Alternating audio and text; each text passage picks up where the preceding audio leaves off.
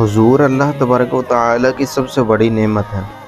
اللہ تعالیٰ کا سب سے عظیم احسان، سب سے قیمتی عطا اور سب سے بڑی نعمت حضور اقدس علیہ الصلوۃ والسلام کی ذات اقدس ہے۔ قرآن مجید میں اعلان ہوا، لقد من اللہ علی المؤمنین اذ بعث فیہم رسولا من انفسہم، یقیناً اللہ نے مومنوں پر بڑا احسان کیا کہ ان میں سے ایک رسول بھیجا۔ سرکار خود فرماتے ہیں، انما انا رحمت مہدات، میں اللہ کی طرف سے عطا کی ہوئی رحمت ہوں۔ آپ علیہ الصلوۃ والسلام کی آمد وہ روشنی ہے جس نے کفر و ظلمت کا اندھیرا مٹا دیا، وہ رحمت ہے جو دنیا و آخرت میں مومنوں کا سہارا ہے۔